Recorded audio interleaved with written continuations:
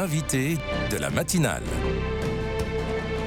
KTO Radio. Depuis lundi jusqu'à hier jeudi, quelques 300 curés venus du monde entier étaient réunis à Sacrofano dans les environs de Rome à l'invitation du secrétariat du synode pour échanger autour de l'avenir de l'Église. Objectif, mieux impliquer dans le processus synodal ces acteurs en première ligne de la vie pastorale sur le terrain. Notre invité ce matin rentre justement de Rome. Père Julien Dupont, bonjour. Bonjour et bonjour à tous les auditeurs. Merci beaucoup d'être avec nous ce matin. Vous êtes vicaire général du diocèse de Poitiers et vous faites partie des 4 curés français qui étaient à Rome. Tout d'abord, que représente cette rencontre ? Eh bien, cette rencontre était en effet une grande joie, un grand atout, si j'ose dire, c'est-à-dire celui de pouvoir rencontrer des prêtres du monde entier et de pouvoir ensemble vivre la synodalité. Et donc, cette rencontre, c'est d'abord une joie pour moi d'avoir rencontré des confrères, mais aussi une expérience renouvelée de synodalité en ayant eu, en effet, cette méthode que l'on appelle la conversation dans l'esprit. On va revenir sur la méthode rapidement. Avant, est-ce que vous pouvez nous resituer cette rencontre dans le processus synodal qui a débuté en 2021 ? Bien sûr, en fait, entre les 2 sessions du synode. Donc, en fait, il y a eu une première session, parce que le synode est un synode des évêques, et donc ils se sont rencontrés en octobre 2022, et à la fin de la rencontre, octobre 2023, et à la fin de cette rencontre, il a été dit qu'il était heureux que des curés puissent apporter leur expérience. Et c'est dans ce cadre que donc cette invitation a été faite à plusieurs curés du monde entier. On était à peu près 200, avant la prochaine session du synode qui aura lieu en octobre 2024. Et donc finalement, c'est entre les 2 sessions du synode des évêques que cette session des curés se situe, avec un des buts qui est de préparer ce qu'on appelle l'instrumentum laboris. Alors si je reprends, maintenant il y a eu la session en octobre 2023, ensuite on a reçu donc un document final de la session. Là, on vient de vivre une rencontre des curés du monde entier. Il y aura un document de travail qu'on appelle habituellement l'instrumentum laboris, qui sera publié, on le suppose, pour l'été.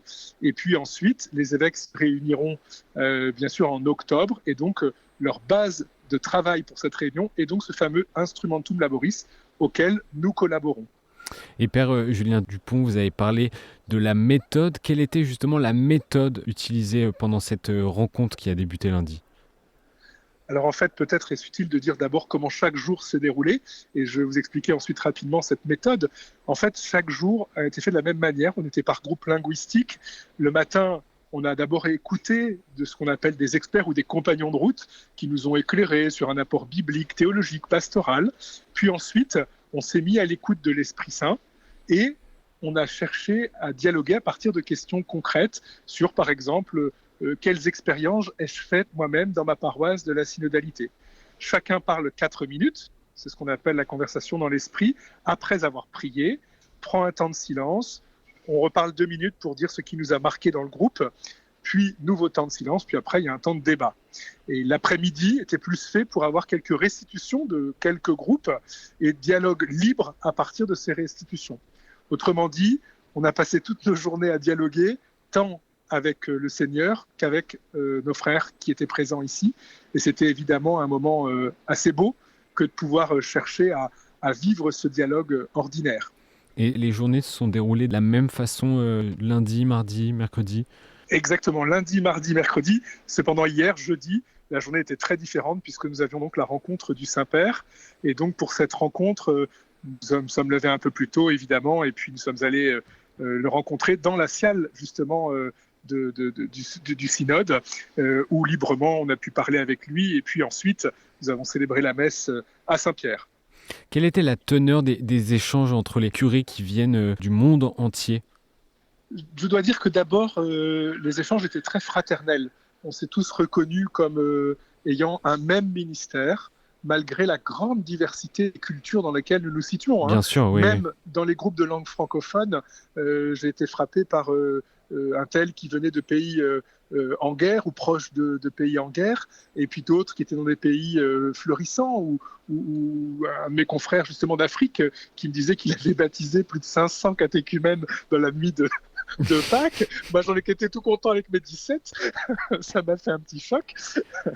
Voilà. Donc, en effet, les cultures et les contextes sont très différents, mais le ministère est le même. Et ce qui était fort, c'était justement cette fraternité liée au même ministère que nous avons. Et des points de convergence ont émergé malgré ces contextes différents? Oui, il y a plusieurs points de convergence. Alors, d'abord, chacun des groupes a pu donner ses points de convergence. Les rapports sont faits à partir justement de points de convergence dans les groupes. Et puis après, puisqu'on voyait justement des questions communes, des manières d'habiter communes notre monde, c'était intéressant de voir justement ce qui pouvait nous habiter. Je vous donne un point. Il y a eu un grand débat sur finalement qui décide. Très intéressant dans mon groupe sur finalement à qui revient la décision. Est-ce la majorité? Est-ce l'évêque? Est-ce justement le curé d'une paroisse? Est-ce qu'au contraire, c'est tous ensemble, mais sans forcément penser à la majorité? Bref, des questions qui se posent d'une certaine manière partout, malgré la différence de culture. Mais par contre, c'est la question, elle se pose identiquement. Là, c'est un point de convergence parce qu'il faut qu'on réfléchisse finalement qu'est-ce qui doit primer pour prendre une décision. C'était un sujet très intéressant où on voit bien la différence liée aux cultures, mais en même temps, les points communs. Et qu'est-ce qui va ressortir de toutes ces réponses, de tous ces échanges? Alors, je vous l'ai dit, ces échanges vont être une des bases pour écrire l'Instrumentum Laboris. Je ne sais pas ce qui va ressortir. Je crois savoir seulement que ceux qui ont déjà participé au synode des évêques en octobre ont pu voir des points de convergence avec les évêques réunis en synode, et nous, avec les curés, et aussi des divergences. Par exemple, j'entendais la facilitatrice de mon groupe redire combien on était très enraciné dans des choix très concrets, des problématiques ordinaires, quotidiennes, et que c'était intéressant de nous entendre parler de la manière dont on cherchait à gouverner l'Église de manière pragmatique là où nous sommes. Par exemple, l'expérience de nos équipes pastorales, de nos conseils pastoraux, de nos conseils d'animation, de nos conseils et des affaires économiques, des choses enracinées avec des problématiques très concrètes. Et c'était ça qui est peut-être pourra ressortir aussi. Ces expériences ne sont pas vaines pour l'équipe du synode. Et c'était ça aussi, vous le dites, la force des curés est d'écouter et d'avoir des échanges entre les curés pour apporter dans cette démarche synodale? Oui, bien sûr, pour apporter justement l'ordinaire de la vie de l'Église. L'Église, d'abord, se situe dans ce peuple saint, et ce peuple saint, il vit toujours dans une communauté. La plupart du temps, ces communautés sont paroissiales. Et c'était intéressant qu'on entende justement l'expérience de curés de paroisse. C'était un petit nombre, 200 sur 407 000 prêtres dans le monde entier. Vous voyez bien que c'est très réduit, mais c'est quand même significatif d'entendre, étant donné les différences culturelles qui étaient les nôtres, des manières de dialoguer, d'être proche et d'entrer justement dans cette gouvernance renouvelée de l'Église. Vous l'avez dit hier également, vous avez pu rencontrer et échanger avec le pape François. Que vous a-t-il dit? Eh bien, la première de toutes les choses, il nous a nommés, si j'ose dire, ambassadeurs de la synodalité, nous demandant les uns et les autres, dans nos paroisses, dans nos diocèses et avec nos conférences épiscopales, de faciliter le travail d'une église synodale et d'aider à ce que partout, dans tous les lieux où nous sommes, cette synodalité soit active. Donc c'est la première chose, c'est le message principal, et c'est ce qui a donné d'ailleurs un message aux curés du monde entier que le pape a adressé hier jeudi. Et par ailleurs, il nous a évidemment répondu aussi à 7 d'entre nous qui ont posé des questions. Voilà, et il a répondu assez librement et de manière assez, j'ose dire, paternelle, vraiment comme quelqu'un qui a voulu nous encourager. Après, on a entendu tout un tas de choses qu'on connaît de lui. Par exemple, il a insisté sur le fait de dire le pasteur d'un troupeau, il doit être autant devant pour le conduire que derrière pour aider ceux qui sont les plus éloignés, mais surtout au centre, au milieu, pour avoir l'odeur des brebis. Mais on reconnaît tout à fait l'expression du pape François qu'il répète, et on l'a réentendu nous le redire à chacun d'entre nous. Et vous avez notamment évoqué la lettre adressée aux curés du monde entier. Le pape François a notamment invité les curés, je le cite, à apprendre et à pratiquer l'art du discernement communautaire. Qu'est-ce que ça veut dire ? Justement, en s'appuyant sur la conversation dans l'esprit, telle que nous l'avons vécue dans ces journées-là, le pape nous invite tous à être finalement cette église communauté de délibération morale. Ça veut dire que pour prendre une décision, on est invité certes à écouter la voix de l'esprit, mais à écouter aussi le plus largement possible autour de nous, la synodalité, ce n'est pas une assemblée comme est l'Assemblée nationale. La synodalité, elle nous invite d'abord à écouter la voix de Dieu, mais justement en entendant la voix de Dieu, de trouver le meilleur, ce que Dieu dit à son Église pour aujourd'hui. Et donc c'est ça ce qu'il nous invite à faire, à vivre dans notre quotidien. La dynamique synodale en France n'a pas ou peut susciter d'intérêt. Les curés ont-ils une part de responsabilité en cela ? On est tous co-responsables dans l'Église. Il y a justement, tout le monde est dans l'Église. Donc les curés ont leur part de responsabilité si la démarche synodale n'a pas pu se vivre là où ils sont. Après, j'insiste sur le fait que les problématiques sont très diverses d'un lieu à l'autre et puis que même le thème de synodalité ne parle pas intuitivement à beaucoup de chrétiens. Donc ce n'était pas toujours très simple de pouvoir mobiliser. Dans ma propre paroisse, je me suis bien rendu compte que ce n'était pas simple, a fortiori pour la France, dans un contexte où les abus sexuels étaient très largement dialogués, questionnés, et donc la posture ecclésiale l'est aussi. Bien sûr que les dieux sont liés, mais beaucoup ont eu du mal à pouvoir s'emparer de ce sujet. Et puis y compris aussi, de manière plus positive, je vous l'ai dit, parce qu'il y a déjà des formes de présence, des formes de vie synodale qui existent dans les paroisses, il ne faut pas l'oublier. Est-ce que cette rencontre va vous aider à engager justement une nouvelle dynamique de rencontres et d'échanges autour de ce synode avec les paroissiens ?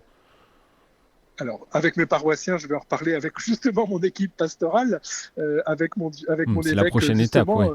Au conseil épiscopal, bien sûr, et avec la conférence épiscopale, avec l'équipe en charge. C'est-à-dire que mon premier objectif, c'est d'abord de pouvoir parler avec chacun de ce que nous avons vécu, de voir peut-être justement quelle nouvelle mobilisation il peut y avoir, sachant que le synode se célèbre au moins jusqu'au mois d'octobre prochain, mais que quel que soit l'avenir de ce synode, cette méthode de la conversation dans l'esprit reste féconde pour apprendre à faire des choix et apprendre à gouverner l'Église sous la conduite de l'Esprit Saint. Et dans quel état d'esprit vous quittez Rome après ces 4 jours d'échanges riches, on l'a compris ? Peut-être je peux dire que la première chose, c'est que je suis profondément joyeux, joyeux d'avoir rencontré des confrères, joyeux d'avoir pu découvrir et sentir battre le cœur de l'Église, joyeux aussi d'avoir rencontré le Saint-Père. Donc la première attitude, c'est une attitude de la joie. Peut-être une certaine lourdeur sur mes épaules quand j'entends le pape dire que je suis ambassadeur de la synodalité, en me disant, mon Dieu, j'ai déjà bien des choses, et donc pourvu que je prenne justement cette dynamique parmi tout ce que j'ai à vivre, et voilà, une certaine nouvelle responsabilité, non pas supplémentaire, mais un nouveau sens aigu, finalement, qui m'est confié. Donc de la joie, ce sens aigu qui m'est confié, et puis je dois le dire, j'ai vécu ces journées un peu comme une retraite, d'une certaine manière. C'était une belle occasion de prendre du recul sur le ministère que j'exerce au quotidien. Et donc, je l'ai vécu avec justement plaisir, cette retraite. Savoir justement s'arrêter dans son quotidien, dans les mails, dans les téléphones, et s'arrêter pour vivre au plus près du Seigneur. C'était aussi un beau moment. Merci beaucoup Père Julien Dupont d'avoir été avec nous. Bon retour dans votre diocèse à Poitiers et bon retour dans les affaires du quotidien après cette retraite à Rome, comme vous le dites. Merci d'avoir été avec nous et bonne journée à vous. Merci, au revoir.